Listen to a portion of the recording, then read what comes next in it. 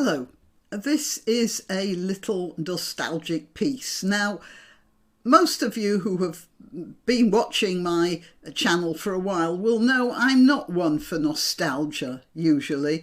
I don't hark back over some imaginary golden age, and I know there was plenty in the past that I'm glad is not there anymore.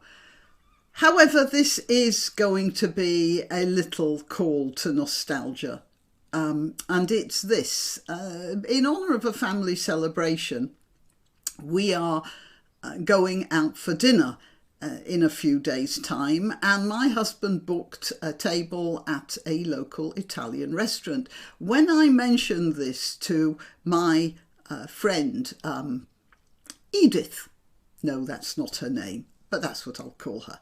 When I mentioned this to my friend Edith, she said, well, that place has gone off a bit recently, and she recommended a local French restaurant instead. So I took her advice, and we rebooked. Now, when I mentioned this to Edith, she said she particularly recommended the onion soup, which she really, really liked. And that reminded me, probably because the weather's very warm as well and everybody's outside a lot, it brought to my mind a time when I was a teenager and living in Paris. And I was out with some friends. We just went out. And we were out all night. We were dancing, we were visiting bars, we were just wandering around. It was great, a whole group of us.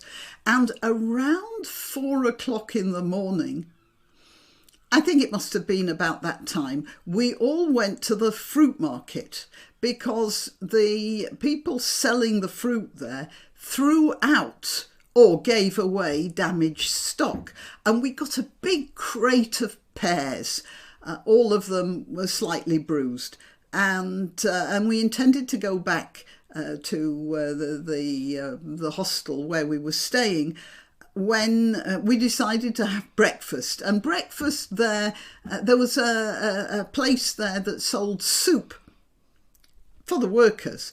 Remember, some of the workers had been working all night and that soup would be their supper, not their breakfast. But we had the soup something like 4 or 5 in the morning for breakfast. And of course, it was French onion soup.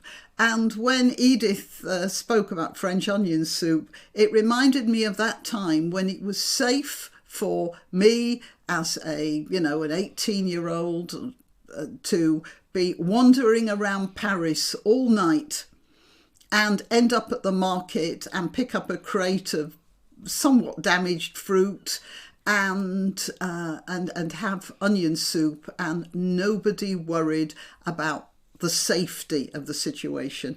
You couldn't do that now in Paris.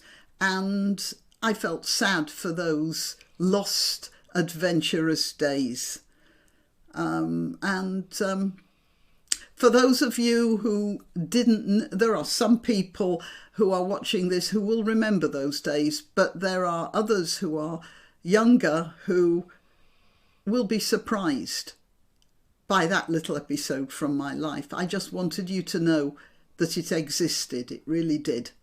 Okay, I'm Granniopteryx, feeling nostalgic. I'm to be found on YouTube, Rumble, BitChute and Minds. If you want to know when I've uploaded anything, just subscribe to @Granniopteryx on Twitter or Gab or Parler, or all three if you're so inclined, because I always let you know on those platforms when I've uploaded a video. Please like this video, please share it, please check your subscription, because subscriptions drop from YouTube rather more often than fingers in a leper colony, and support my channel if you can. Till next time. Why not treat yourself or a favoured relative or friend to these magnificent examples of merch? The mugs and t-shirts come in the Granniopteryx design or Granbo with a firearm or the more deadly knitting needles.